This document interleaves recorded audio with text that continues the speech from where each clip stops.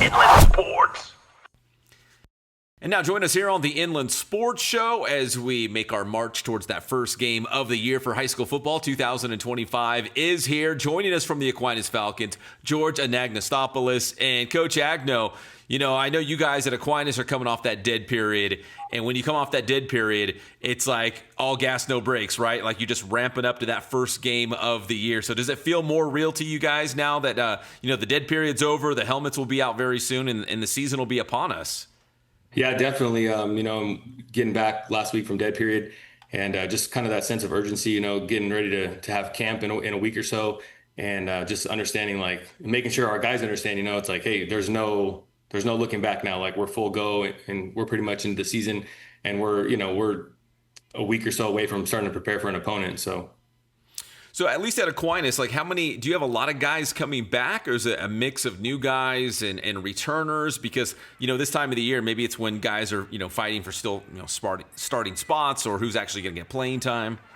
For sure. We bring back some really talented skill players, a couple guys up front, but we're definitely young and inexperienced in a couple of those positions. So it's going to be interesting, but, we're all ready for the challenge, and so are the kids. So we're looking forward to it.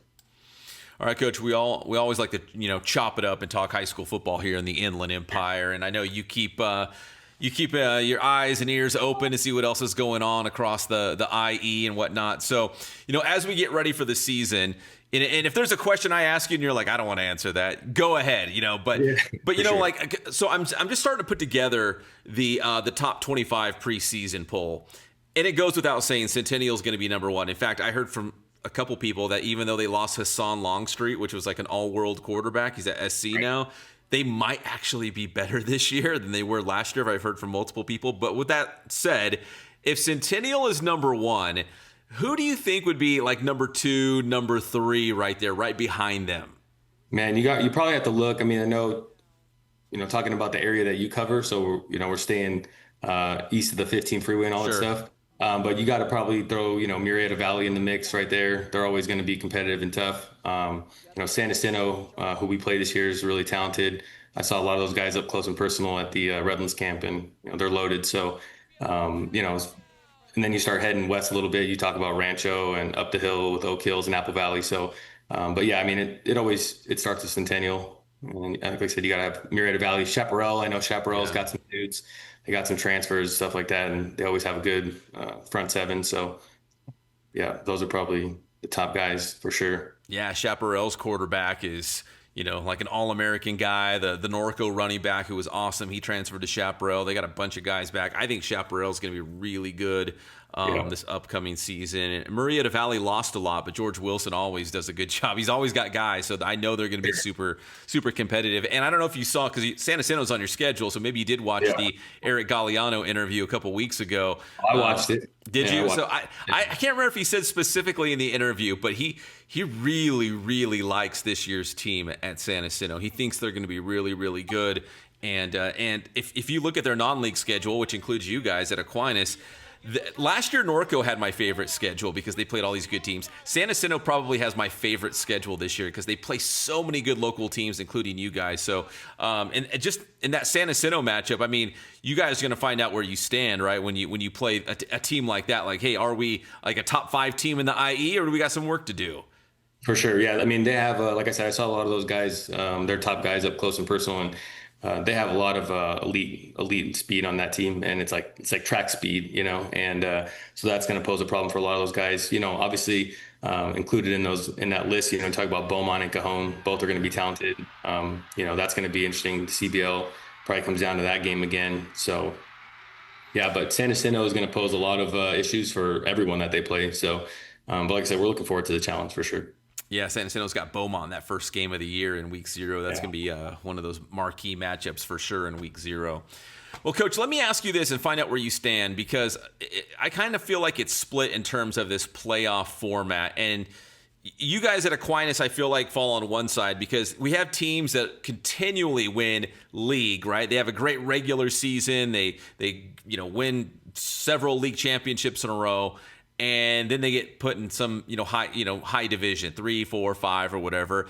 And then you see on the flip side, teams that finish in third place, or maybe they're even a wild card, and they get put in a lower division, and those are the teams that are actually going on to win CIF, championships. So I've talked to some other local coaches, not in your league per se, and they say it's almost like, well, do you care about league titles or do you care about CIF championships? Because if you're going for a league championship, you can go 9-1.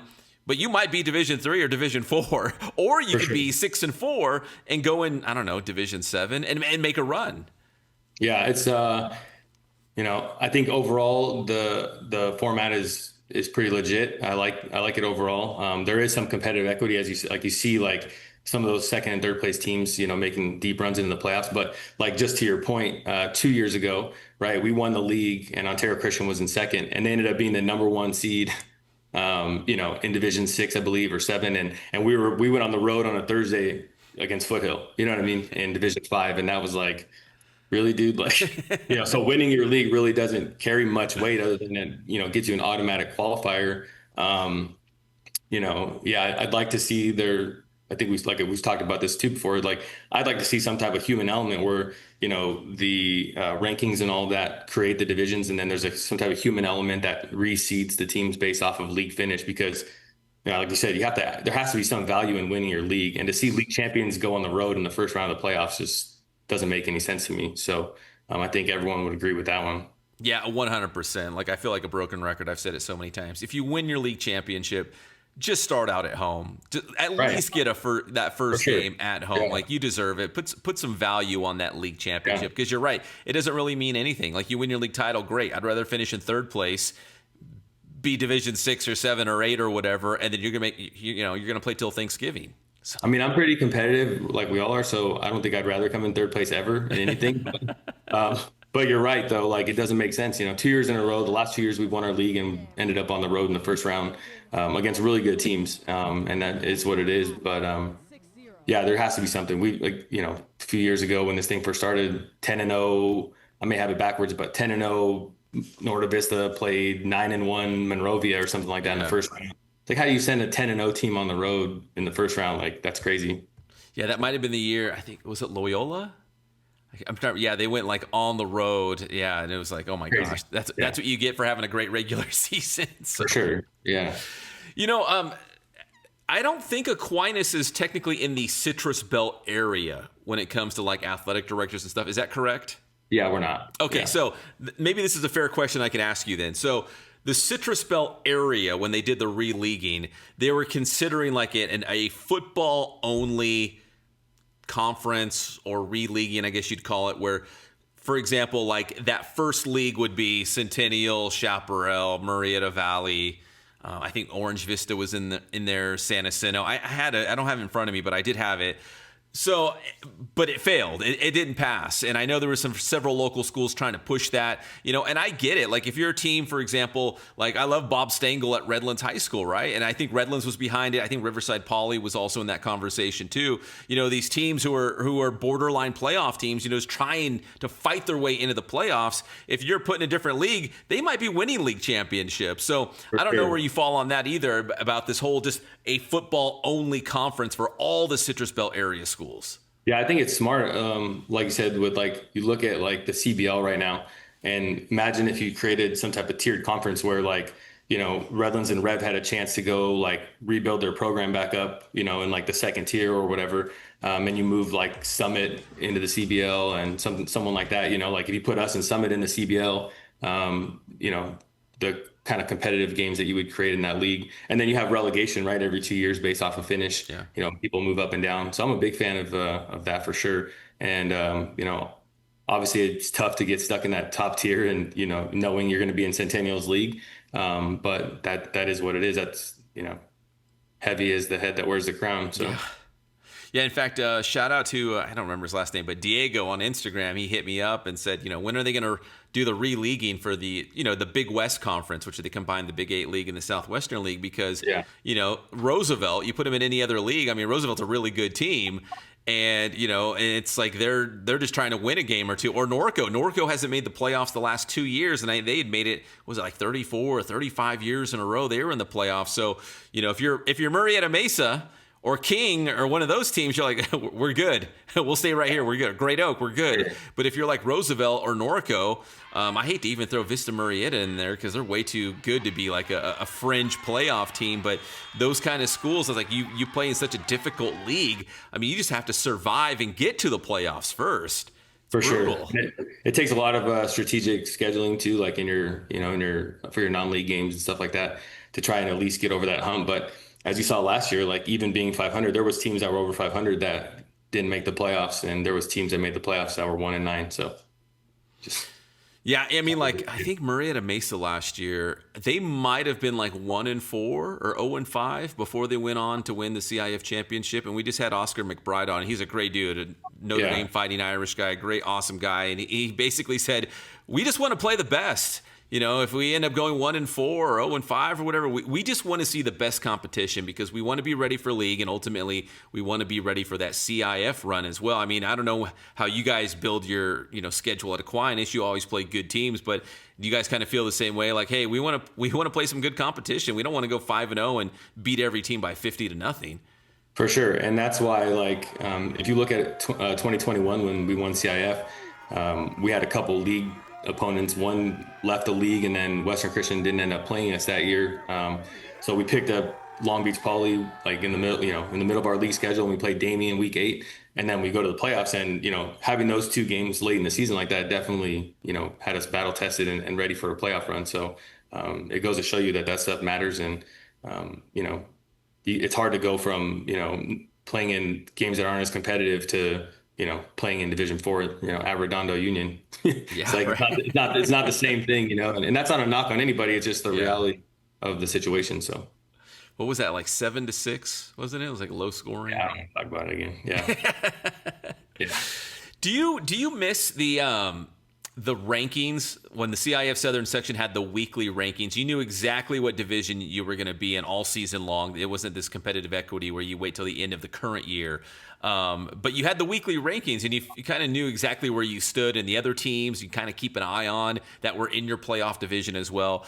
I get why they do competitive equity, but I kind of miss those weekly rankings. Where do you fall on that one? Yeah, for sure. It was nice to know, like, the other teams that were going to be in your division, and, just to kind of have an idea of who you might be playing so you can follow them throughout their season. It is, as you get later into the season with this new format, you can kind of start to see where the line is going to drop, depending on what they do with Division 1 and all that. But now did you see that they changed the name of Cal Preps, and now you have to pay that. You actually have to pay and have a subscription to be able to look at that, and you get like so many views per day, and it's kind of a weird deal, but yeah. Yeah, the CIF, I get it. Probably takes a lot of work to calculate all that stuff, and they're like, you guys just do it, and you'll be our source in terms of trying to figure out who goes what to playoff division. Sometimes I think they like some of the extra work though. If you look at like the transfer rules, like guys make it so hard on themselves when it could be real simple. You're right. No, you're 100% right. All right, Coach Agno.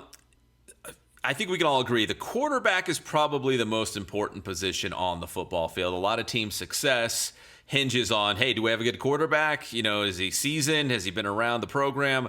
But tell me the second most important position on a football field, offensively or defensively. What position do you think is the most important? I mean, it starts with the guy that has the ball in his hand every play, and that's the center, and the offensive line as a whole. Football is simple. It's blocking and tackling. And if you can block and tackle, then you're going to have a chance to win the game. But, I think it starts with the center. When you really think about that position, how difficult it is to play, playing corner is pretty tough, like playing man-to-man corner. Like I would say that's a pretty tough job, but being the center and having to identify the front, snap the ball, and then move and block somebody at the same time. All that happens so fast, so I would say the center is probably the most important. He touches the ball every play, just like the quarterback. So, all right. So the next couple of weeks when the helmets and pads finally come out, do you guys at Aquinas, or what's your kind of personal philosophy? Is it you work the kids real hard before that first game of the year, or do you kind of have to temper it a little bit, knowing, hey, we can't beat our guys up before we get to that first game of the year, but we got to make sure they're also ready. I know you guys always do a scrimmage, so you see some live action before you see that first game of the year. But I mean, is there a balance between pushing these guys real hard and making sure they're ready, and also like, dude, we want to be healthy too. We got to be ready for that first game. Yeah, for sure. There's a balance, and I think it depends on your team and how much depth you have year to year. That changes. Where last year maybe we had more depth and we were senior heavy last year, and this year we're a little thinner and younger up front and stuff like that. So yeah, we're definitely gonna have to manage that stuff and make sure these guys are healthy and ready to go for week 0. But leading up to that, we definitely want to push them and they need to find out what's on the other side of hard. So. What's on the other side of hard? I love that, man. I didn't make it up. I stole it from somebody for sure. All right, listen, Jordan Brusig's, we'll say your favorite head coach, all right? So give me another coach out there, and Nick Matheny maybe is a too easy one, but give me another coach out there that you just admire. You're like, you know what? I like the way he does it. I like the program. They do it the right way. Who's another coach out there that you admire? I'd have to go with a couple guys, but if I'm being biased, I got to go with Josh Henderson, who was my head coach at Aquinas, who's up at Emmanuel and Reedley. Just the foundation that he set for us and the path that he put us on to kind of follow the blueprint. But outside of that, outside of our circle, I would I got to go with Matt Logan to be able to sustain that success at that level for so many years. With the changes in the game of football, with the changes in, the way people come and go from schools and stuff like that. I think that it's just a testament to, like I said, the culture that he's built there. And, that's definitely something that you look to aspire to be like, because, it's not about 1 year success. Anybody can have a great year and put the banner up, but it's how do we sustain that success and also, not just football success, but successful human beings, right? How are we, what do we do every year to make sure that when these guys leave our program, that they're ready for life, that they're going to be good, husbands and fathers someday, because ultimately that's the number one goal.